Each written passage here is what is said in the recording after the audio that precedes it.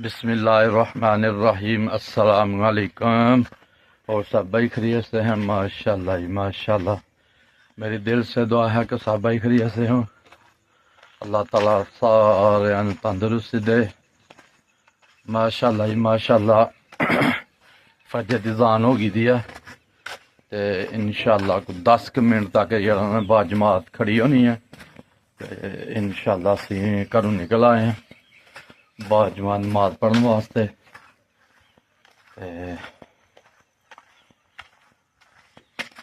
जाके सुनता पढ़ने तो फिर इंशाल्लाह बाजमान नमाज अदा करने।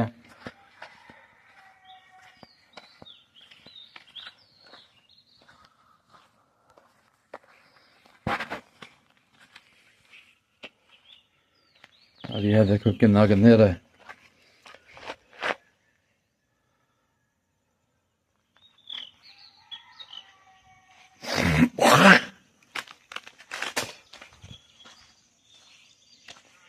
हर पासे नेरे नेरा वाली जिसे बल्ब बलदा पे उत्थे रोशनी है। चलो इंशाल्लाह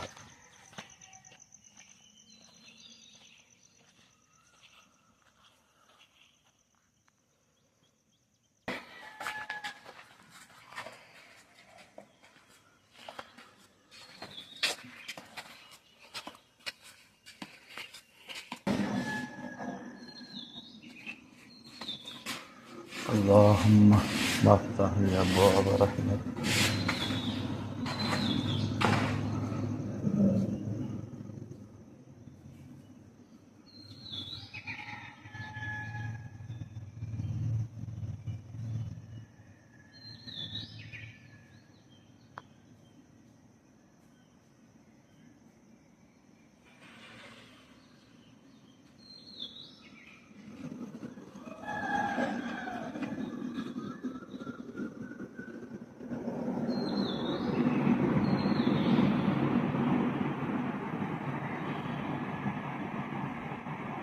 दवाई ली जो उस वक्त मौजूद होती थी तो मैंने लिहाफ लिया, पिया तो मुझे नहीं था।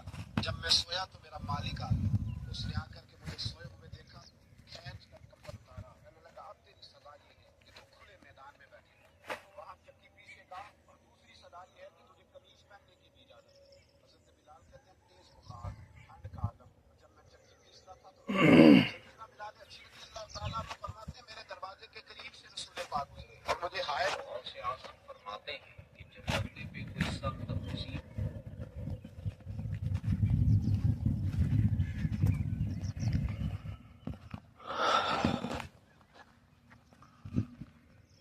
तो जी अल्हम्दुलिल्लाह फजर नमाज बाजमात अदा करके ते असी बाहर सैर वास्ते आ गए हैं।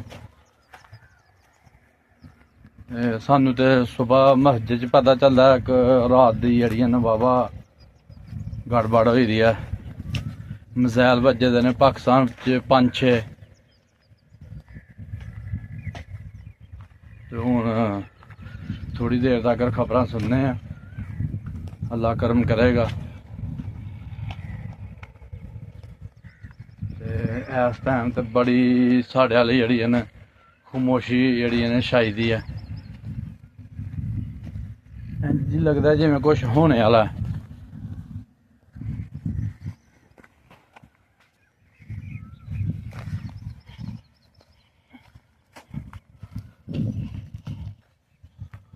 वाह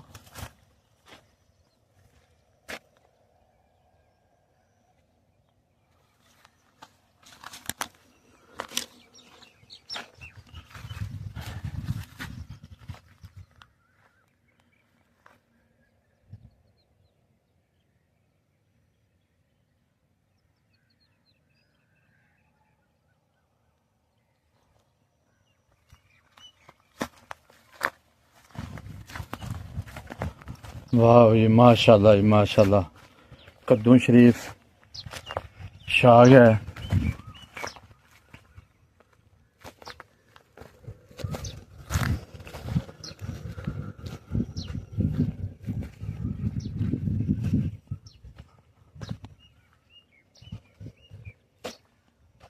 चार चौंकना 4 वेला बनाई दी जी कद्दू शरीफ दियां।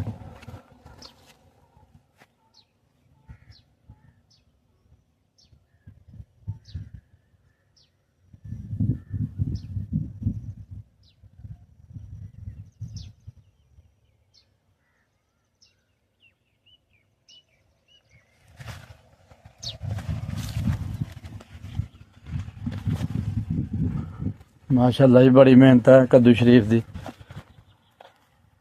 ਸਪਰੇਵਾਂ ਕਰਨੀਆਂ, ਖਾਦ ਪਾਣੀ, ਇਹਨੂੰ ਗੋਡੀ ਕਰਨੀ।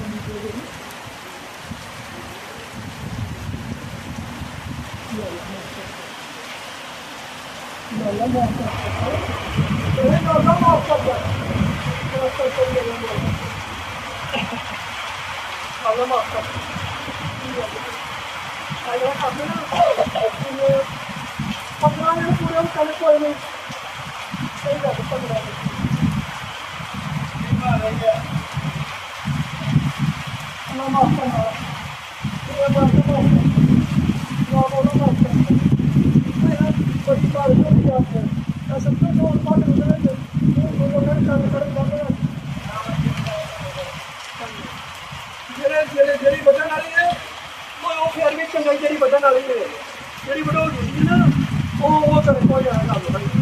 ਪਰ ਅੱਲਾ ਰੋਜੀ ਦੇਣੀ ਹੈ, ਅੱਲਾ ਦੇ ਕੰਮ ਨੇ। ਹਾਂਜੀ ਪਰ ਜਾਂਦੇ ਵੀ ਲੋਕ ਬੜੀ ਜੀ ਮੋਲਿਆ ਕੋਈ ਬਾਤ ਨਹੀਂ ਬਹੁਤ ਜ਼ਿਆਦਾ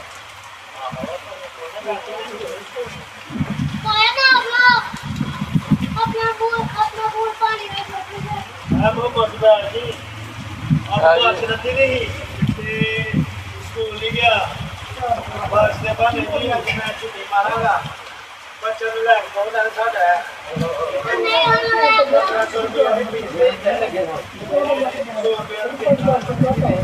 अच्छा ही बस सड़क को आ रही है।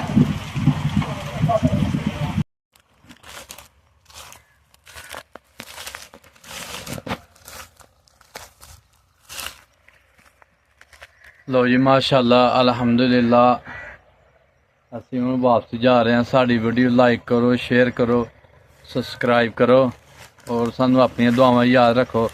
ਇਨਸ਼ਾਅੱਲਾ ਅੱਲਾ ਨੇ ਚਾਹਿਆ ਅਸੀਂ ਵੀ ਤੁਹਾਨੂੰ ਆਪਣੀਆਂ ਦੁਆਵਾਂ ਯਾਦ ਰੱਖਾਂਗੇ। ਅੱਲਾ ਹਾਫਿਜ਼।